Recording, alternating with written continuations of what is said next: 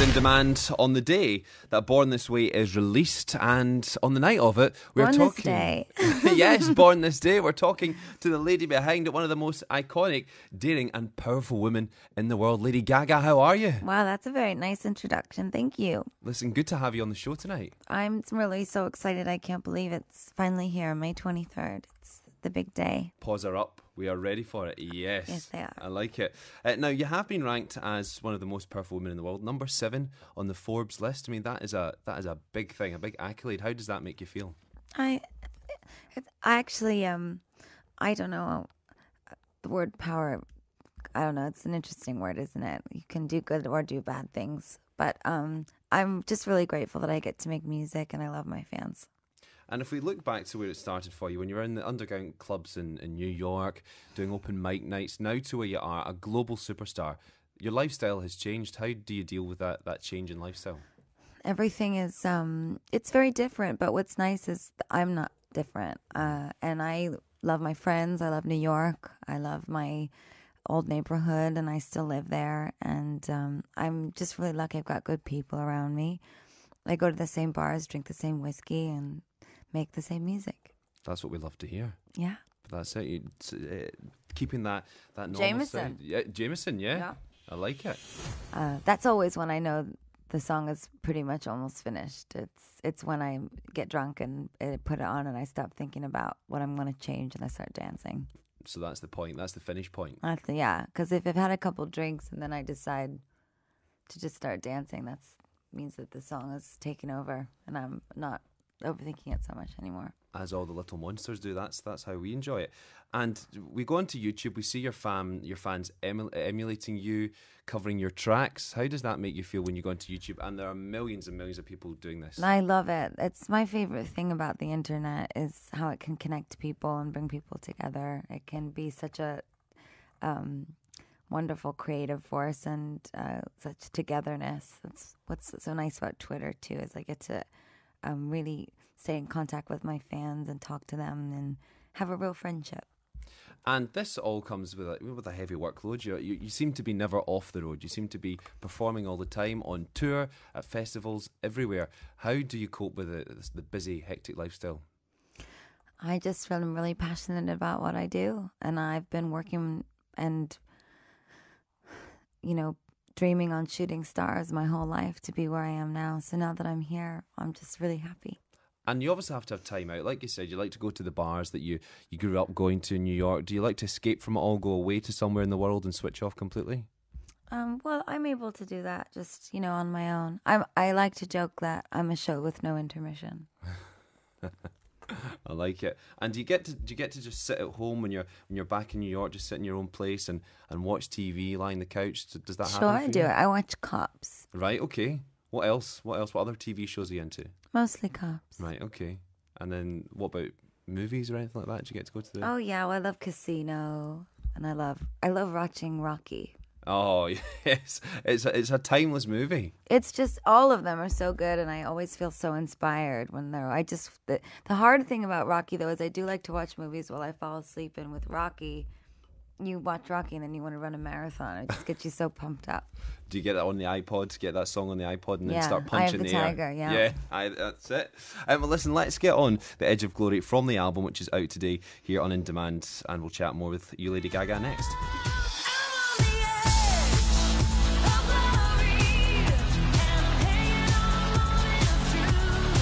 This is In Demand exclusively with Lady Gaga tonight. Welcome back, Lady Gaga. Hello. Good to have you on the show. Now, thanks for having me. We need to talk about the image. It's a big talking point for you, and you work so hard to impress all the time. We've seen the dress, we've seen the meat dress, you've arrived at the Grammys in an egg. You performed recently in Carlisle. The Vessel. Yes, the Vessel. Mm-hmm. Where did these ideas come from? What do you think about to make you create these things? I don't know. I'm just a creative person. I wanted to do a performance piece that was about rebirth. I believe that you can be reborn over and over again. So the Vessel at the Grammys was a performance piece about my rebirth as an artist. And, the album cover with me, half female, half motorcycle, it's meant to be symbolic of the fact that I'm endlessly transformative, that I'm always changing in so many ways, whether it's psychologically or musically or physically with my clothes, and that I'm also a vehicle. I'm a vehicle for the voice of not only myself, but for my fans. Wow. And is there anything you've done, created visually, that you think is maybe a bit too out there? I don't know. No? You'd have to ask someone else. Yeah. It's always funny. I don't think I'm nearly as out there or controversial as people make me out to be. And do you feel a pressure to better what you do visually every time?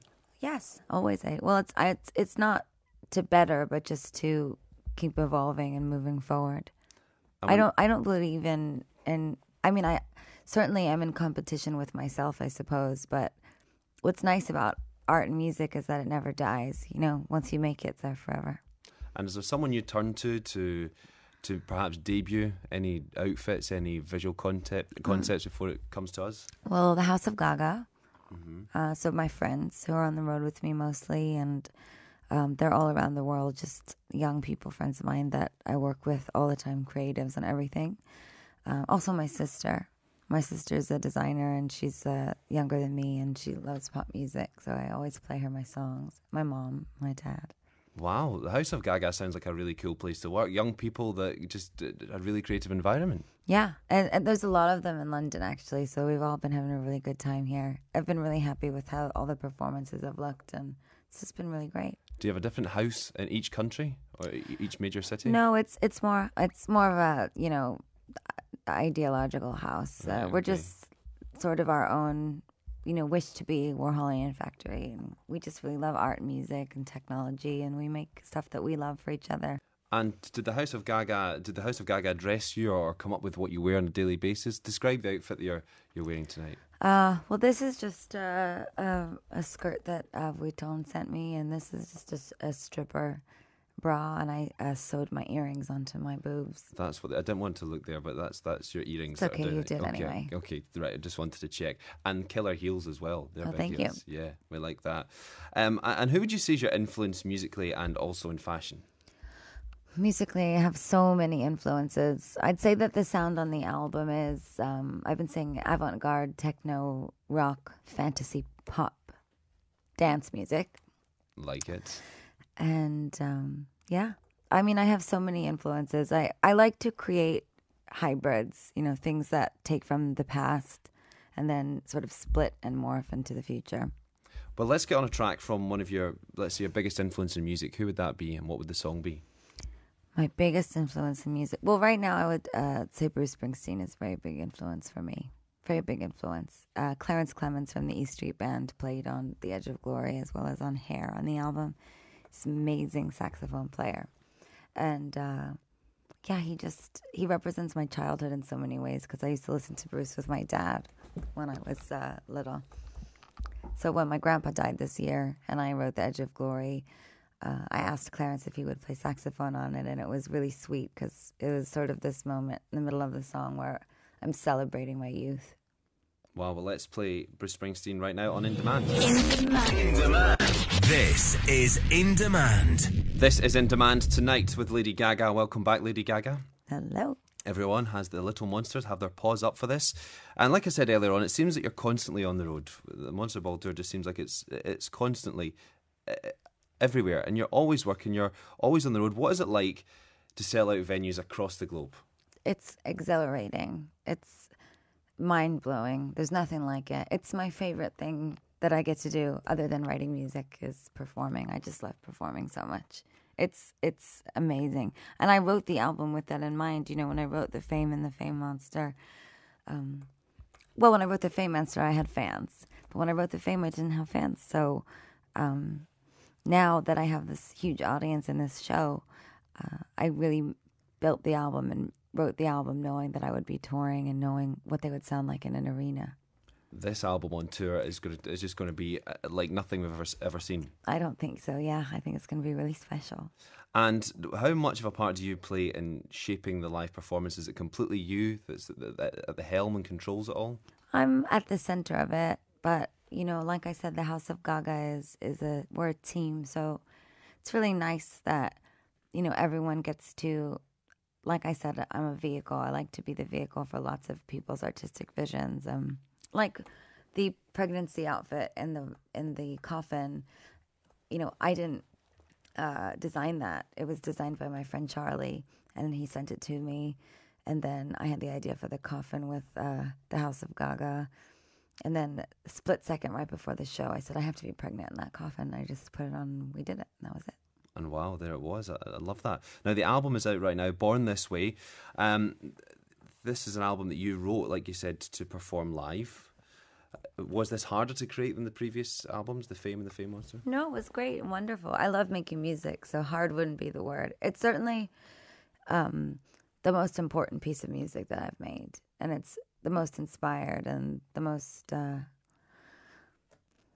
exciting piece of material that I've created. I'm really proud of it, and it's all the things that I wanted it to be. It's pop, it's fun, it's catchy, it's big, epic pop music, but it's also really modern and forward. How many songs did you have for the album before you completed the final track list, or before you decided? I've given you everything. Right, okay. Yeah, there's a couple of records I didn't give you, but I saved them for the tour, so maybe as a surprise.